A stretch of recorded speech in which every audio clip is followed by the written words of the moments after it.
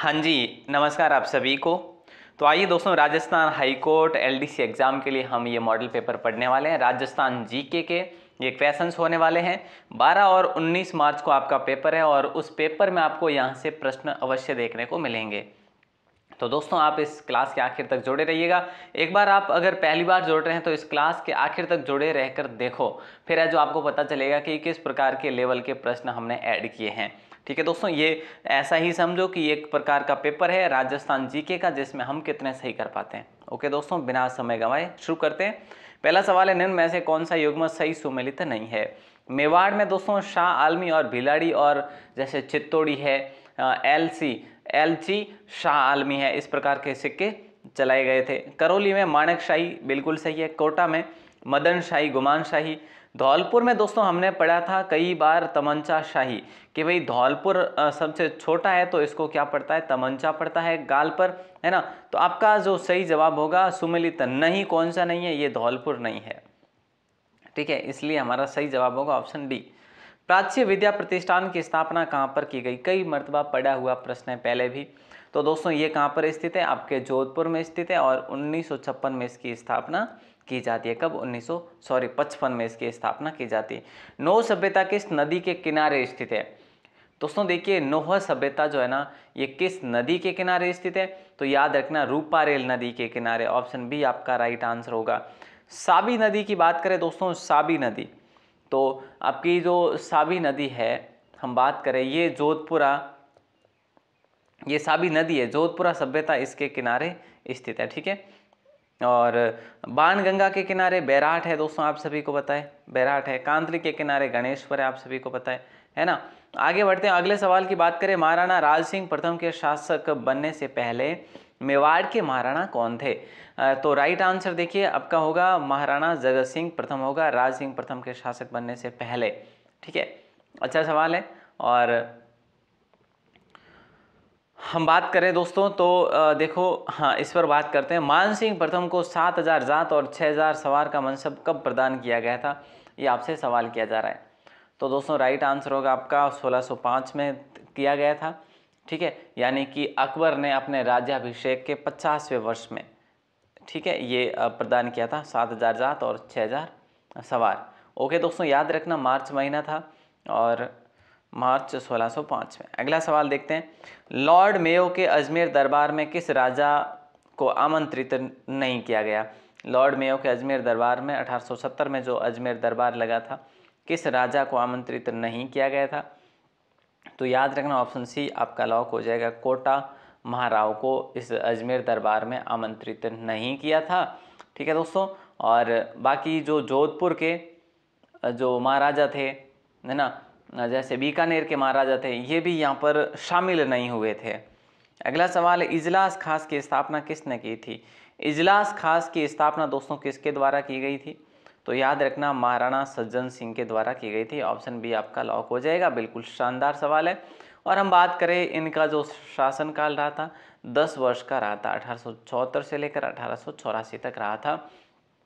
ठीक है, अच्छा सवाल था कि नहीं, बिल्कुल सर था तो सही। चलिए आगे बढ़ते हैं। निमोचना घटना कब हुई थी। देखिए दोस्तों, निमोचना जो घटना है ये कब हुई थी, ये आपसे सवाल किया जा रहा है। राइट आंसर आपको बताना है। तो आपका राइट आंसर होगा ऑप्शन ए, मई 1925 में हुआ था। निमोचना आपके अलवर में है दोस्तों। और छज्जू सिंह के नेतृत्व में यहाँ पर अंधाधुंध फायरिंग हुई थी और इस घटना को महात्मा गांधी ने जलियांवाला बाग हत्याकांड से भी विभत्स बताया और दोहरी डायरी भी कहा। अगला सवाल है, लोकवाणी समाचार पत्र का प्रकाशन पंडित देवी शंकर तिवारी द्वारा कहाँ से किया गया। तो दोस्तों ऑप्शन ए आपका सही जवाब होगा, जयपुर से किया गया। किसकी बात हो रही है, देवी शंकर तिवारी की। बात कब की है, 1943 की है दोस्तों, याद रखना। ठीक है, और नाम क्या है समाचार पत्र का, लोकवाणी है। अच्छा सवाल है दोस्तों, और अगला सवाल देखते हैं। अगला सवाल है, राजपूताना मध्य भारत सभा की स्थापना किसकी अध्यक्षता में हुई। तो 1918 में हुई थी दोस्तों, याद रखना।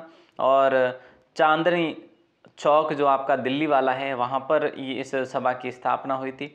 तो याद रखना जमनालाल बजाज की अध्यक्षता में हुई। ऑप्शन डी आपका लॉक हो जाएगा। बड़ा शानदार सवाल था, एग्जाम में सवाल पूछा जा सकता है।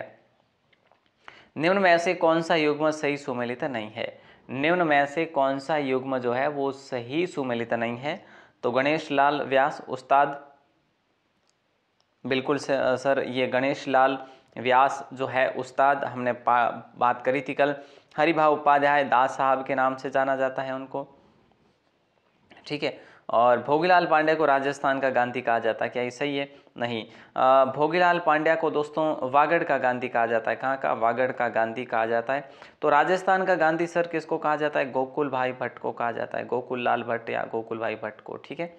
और हरलाल सिंह खर्रा को राजस्थान का सरदार कहा जाता है, यहाँ पर ठीक बात है। सुमेलित नहीं कौन सा नहीं है? ऑप्शन सी सुमेलित नहीं है। अगला सवाल है, महिला स्वतंत्रता सेनानी रमा देवी का जन्म स्थल कौन सा जिला रहा है?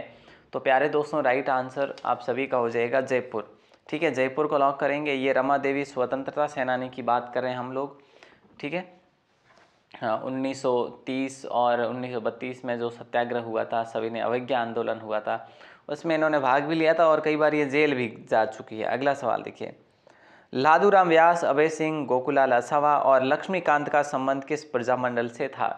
तो प्यारे विद्यार्थियों राइट आंसर आप सभी का हो जाएगा ऑप्शन बी, शाहपुरा प्रजामंडल को लॉक करा जाएगा, ठीक है। ये बड़ा शानदार सवाल है। शाहपुरा प्रजामंडल की स्थापना की बात करें 1938 में हुई थी, रमेश चंद्र ओझा द्वारा इसकी स्थापना करी गई थी, ठीक है।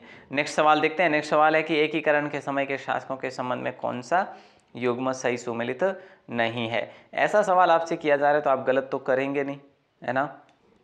बीकानेर शार्दुल सिंह और अपना ये जो जैसलमेर जो है ये रणजीत सिंह देर का है, जोधपुर का हनुमंत सिंह देर का, शाहपुरा का सुदर्शन देव देर का है। तो यहाँ पर आपका राइट आंसर हो जाएगा करौली का तो दोस्तों महाराजा गणेशपाल था, और जैसलमेर का रणजीत सिंह था क्या? नहीं सर, जवाहर सिंह थे दोस्तों जैसलमेर के। कौन थे? जवाहर सिंह थे। बात हो रही है एकीकरण के समय, यानी कि 1900 अपन 56 की बात कर लें या फिर 48 की ही बात कर लेते हैं, है ना। तो यहाँ पे ऑप्शन बी आपका लॉक हो जाएगा। अगला सवाल देखते हैं। अगला सवाल है कि एकीकरण के 7वें चरण के संबंध में सत्य कथन या फिर कथनों पर आपको चयन करना है। सत्य कथन, ठीक है। आबू और दिलवाड़ा को राजस्थान में मिलाया गया 7वें चरण में, बिल्कुल ठीक है। सुनील टप्पर क्षेत्र मध्य प्रदेश को दिया गया। तो हम कह सकते हैं कि भाई ये दोनों जो है ना, दोनों के दोनों सही है, ठीक है। ऑप्शन सी आप सभी का लॉक हो जाएगा दोस्तों।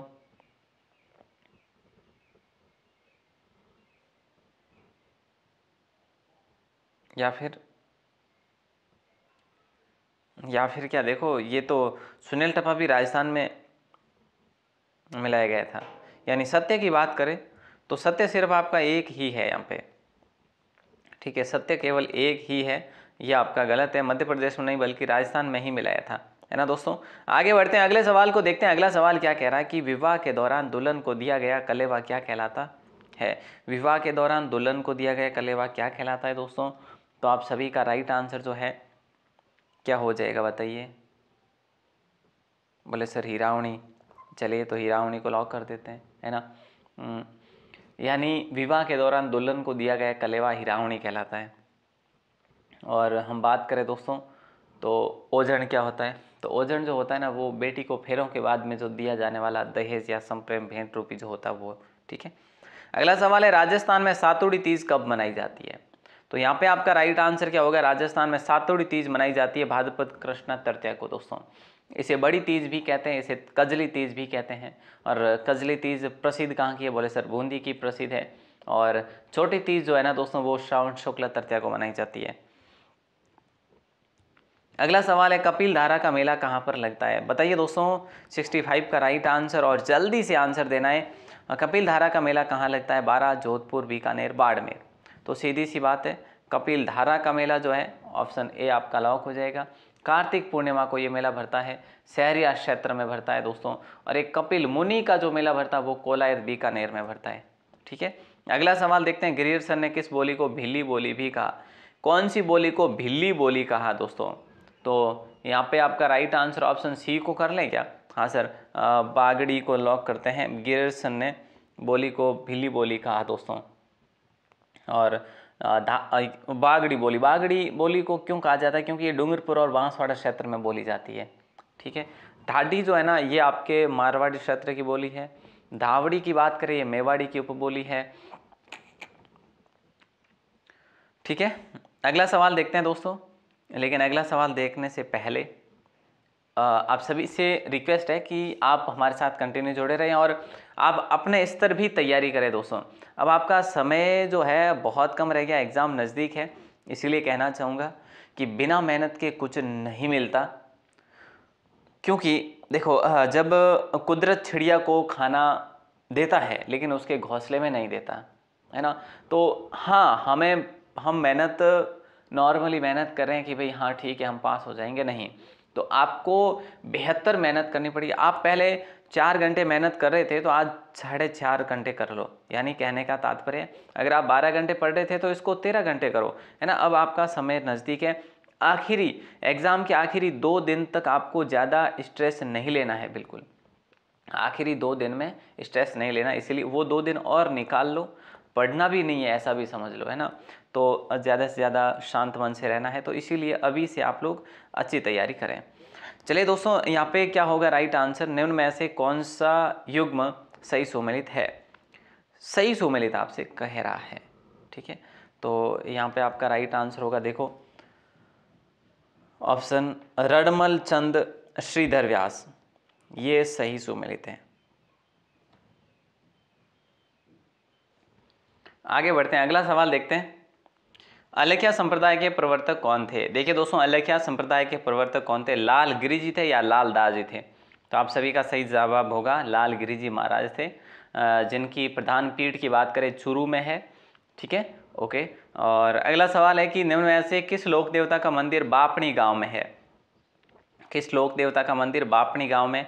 तो बापणी में दोस्तों मेहाजी मंगलिया का है या फिर हड़बू जी का है, आप लोग बताइएगा, जल्दी से बताइए। फता जी की बात करें सांतु गांव में, हरिराम जी की बात करें तो भरतपुर में है, लेकिन यहाँ पे बताइए।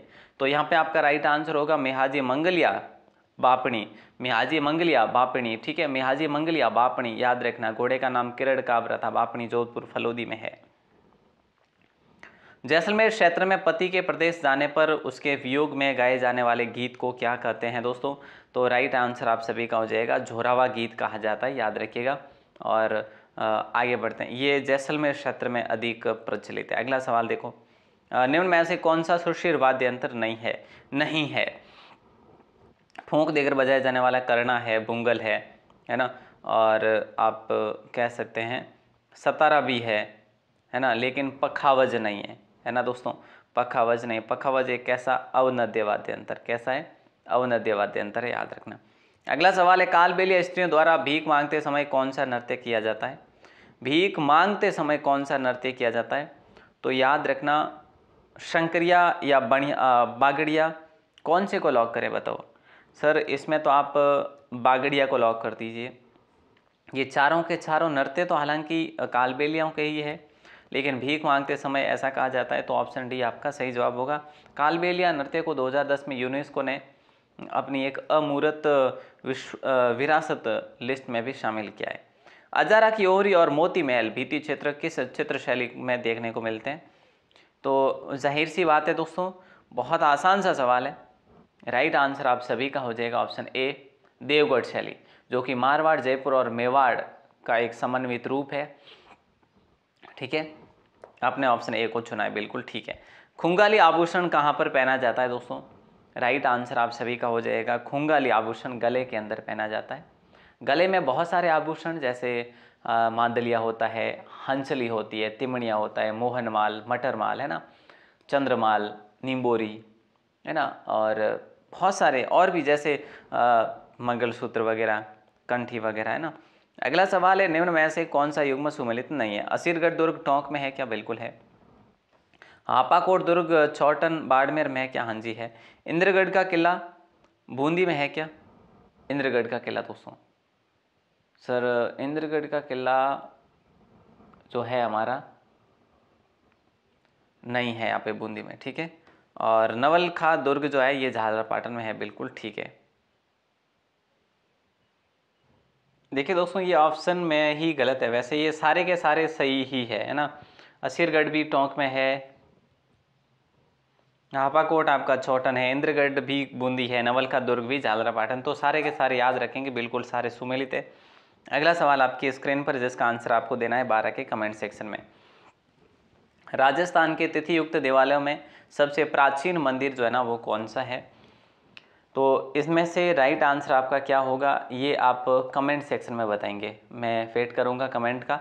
कमेंट सुनिश्चित ही है, मतलब अगर 5 जनों के कमेंट आ रहे तो 5 जने ही करेंगे। बाकी से भी निवेदन रहेगा, अगर आपको अपनी स्मृति लेवल को बढ़ाना है तो कमेंट करने से आपका जितना टाइम लगता है उसमें आपको याद होने की और संभावना रहती है, जहाँ तक मैं मानता हूँ। बाकी देखो साहब, आपकी अपनी मर्जी है, कमेंट करो तो भी ठीक, नहीं करो तो भी ठीक। और अगर आप पहली बार हैं चैनल पर तो सब्सक्राइब ज़रूर करिएगा। आपके लिए डेली सुबह 9 बजे, रात को 9 बजे ये क्लासेज होती है, ठीक है।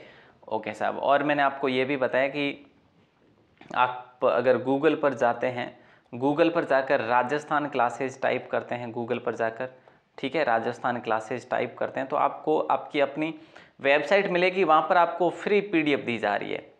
अब ये भी आपको ठीक नहीं लगे कि सर हमें फ्री शूट नहीं होता, तो आपके लिए पेड PDF दी जा रही है, जो कि कंप्लीट रिवीजन कोर्स है।